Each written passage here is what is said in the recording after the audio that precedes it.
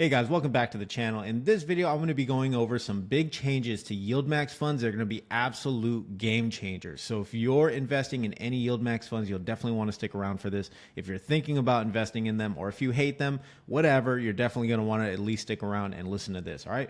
But before I do, make sure you smash that like button. All right, guys, it's the easiest way to support this channel. I'm a small growing channel. I appreciate your likes and I appreciate your comments. All right. More than anything, I really enjoy reading people's comments. So subscribe if you haven't already. All right. Hit that notification bell so you're notified every time I go live. All right. Without further ado, guys, let's just get into the video. So all you have to do is go to YouTube and put in NAV erosion, right, as a search bar. And you're going to find no shortage of videos that go over NAV erosion, all right? And, oh, look, there's me. And the two things that are common in most of these videos is going to be NAV erosion and YieldMax, all right? No shortage of videos on this topic, all right? You guys can definitely check this out if you want to. But yeah, YieldMax has a notorious and horrible reputation of a lot of their funds eroding in value. They do have some good funds, right? Misty has been the fan pick of the YieldMax crowd. They love Misty, but some of their other ones have not been doing so hot. You know, the easiest ones to pick apart is going to be TSLY. The other one is PLTY. Another one is NVDY. NVDY has been performing kind of crappy lately, or for a while, actually, I should say. They also have, you know, AMZY and a couple other ones, right? But basically, it all comes back to this thing of NAV erosion, right? And it's the mechanics of the fund. It's the way the fund works. So real fast, I just want to cover something. I'm invested into Roundhill, right? Roundhill NVIDIA and Roundhill Palantir. And these are two weekly pay ETFs that utilize a way different strategy, and I have not suffered any NAV erosion from these two holdings, okay, because they use a completely separate strategy from Roundhill. Roundhill, what they do is they use a synthetic cover call option play on these funds, and this is a part of what causes the whole NAV erosion. Also, the return of distribution, right? The return of capital is a part of that.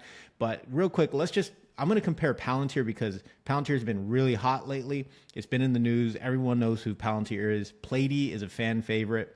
So I'm going to be using them, right? So real quick, I just want to cover some real high level stuff. All right. The fund does not invest directly in Palantir. So when you invest into PLTY, you're not investing into Palantir directly. It's more of an indirect or a proxy. Okay. The fund strategy will cap its potential gains if Palantir shares increase in value. The fund strategy is subject to all potential losses if Palantir shares decrease in value, which may not be offset by the income received by the fund. Okay, so not only are you going to be capped on the gain, you're going to suffer all of the losses, right? In my opinion, not a great fund, but let me digress for a second. Okay, so this is, again, one of the more popular funds out there, and you guys can check this out for yourself, all right, yieldmax.com. But let's take a look at what's been happening recently, all right? Palantir has been on an absolute rip. Just today, it's up 8.14%. 8.14%. All right, that's wild. That's a really big gain. A lot of momentum behind the stock. All right, what about PLTY? How did PLTY do? Well, if we look at PLTY from YieldMax, it's only up 4.65%, right? So a little more than half of what Palantir stock, right? And you're getting capped upside. Me as an investor, I don't want capped upside. I don't think many investors do. If I invest into something, I want appreciation, right? I want more appreciation, than whatever, right? I just want appreciation of my shares. But if we look at PLTW, and again, PLTW is a different strategy. It's a 1.2x levered position on Palantir, right, with income option. But look at this, 9.88%. So that's more than the Palantir stock. All right. So really, really cool, right? Just again, a data point. Keep this in your mind. So what does this all have to do with YieldMax? So again, I'm not here to bash YieldMax. I'm here to just show you guys this brand new change that's going to be coming to them. So this has to do with Roundhill. We can see PLTW is doing very well, right, in share price appreciation, and they've been making consistent distributions. While they fluctuate, from week to week, because there has to be momentum, there has to be something pushing the stock higher for these distributions to be better. The stock prices are completely different, right? Completely different strategy. But there was a member in the Invest Tribe community that had published a change that YieldMax is adding to their prospectus. Okay. For those who may, I'm not going to give you guys, a whole like legal speak, but look at this. These are going to affect all of their new or all of their current funds, their single stock funds.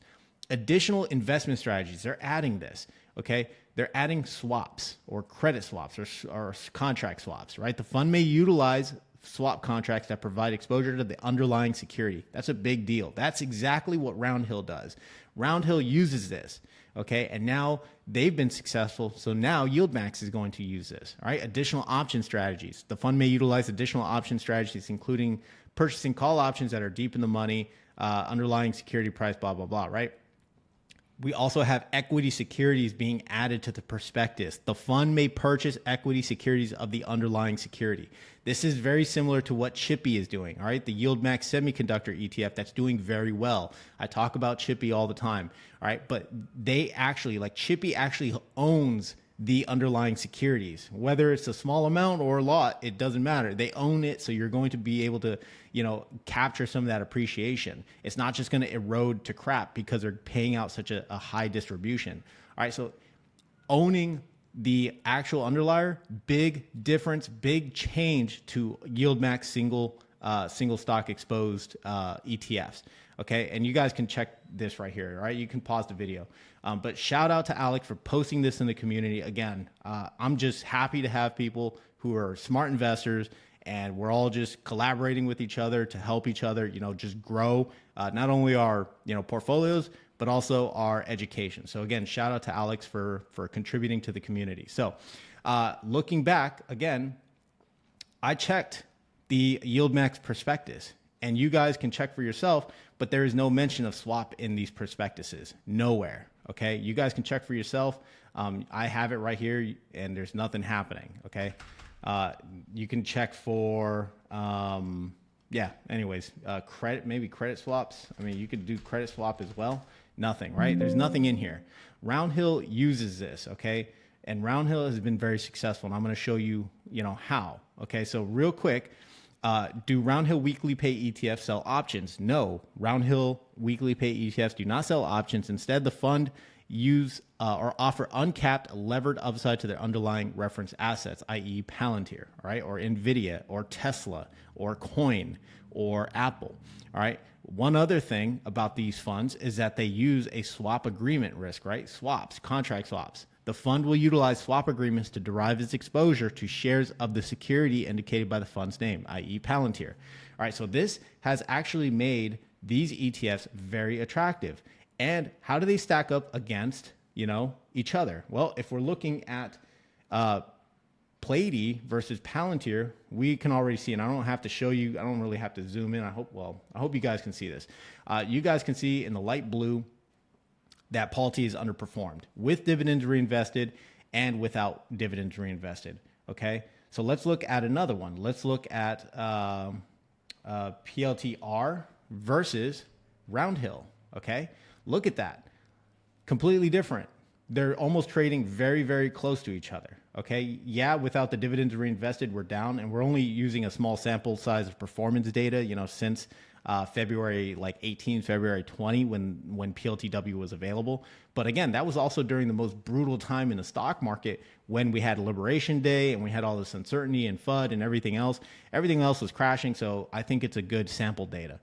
But if we look at how they stack up against each other, PLTW from YieldMax and from Roundhill, all right, PLTY is light blue. It's underperforming PLTW, okay? Maybe not by a lot, all right? But if you give it enough time, I think that gap will vastly get bigger, okay? So again, PLTW uses a completely separate strategy than PLTY from YieldMax. So this is very, very interesting to know. And it's interesting because, again, you guys can go to the SEC.gov, Edgar, and this is exactly where Alex had found this and sent it to the community. But this is where the changes are, right? These are the funds that they're going to be affecting. They're going to be affecting Murney. They're going to be affecting NFLY. They're going to be affecting NVDY, all right? Let's see what else. TSLY. This one is probably going to be the biggest one it's going to affect, right? Maybe TSLY will actually recover in NAV.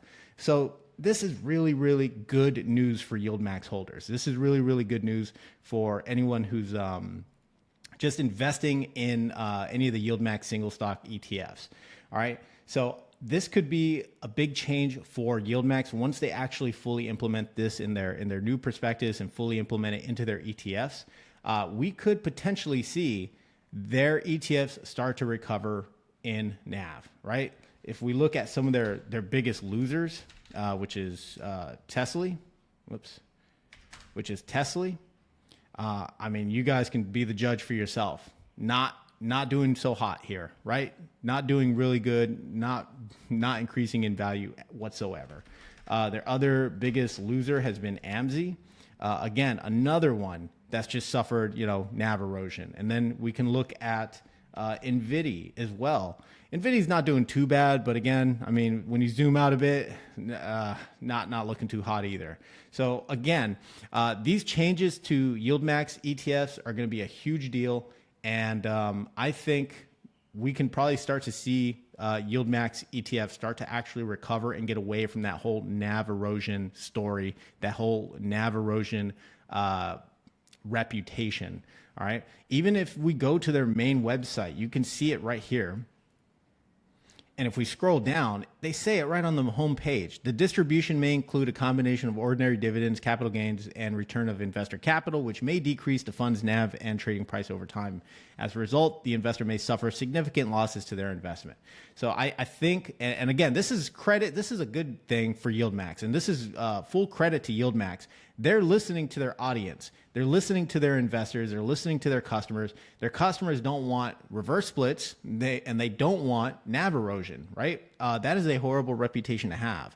So YieldMax is changing that by implementing these new strategies, all right? By implementing these new strategies here in this prospectus, by adding swaps, by adding equity security exposure and additional option strategies. So again, these are big changes to YieldMax. So if you're a YieldMax holder, congrats. I think you guys will be okay. I hold the only YieldMax fund I hold, and it's been doing absolutely well, is the YieldMax Semiconductor Portfolio Option Income. And that is because they actually hold the underlier. All right. If we just look at Chippy stock and we look at it, we'll just do year to date because it only came out in early April. But look at that, 14% gain, right? 14%. It's been doing really well. It's been paying a decent distribution. So again, I'm very bullish on the semiconductor sector, and I wanted something with an option income, play. So Chippy fit that bill very well. But if if Roundhill had something similar, I would have probably went with Roundhill or Curve.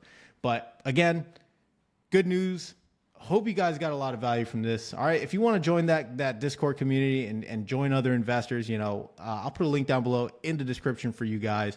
So again, shout out to Alex for putting that out there because again, I think this is not being talked about enough.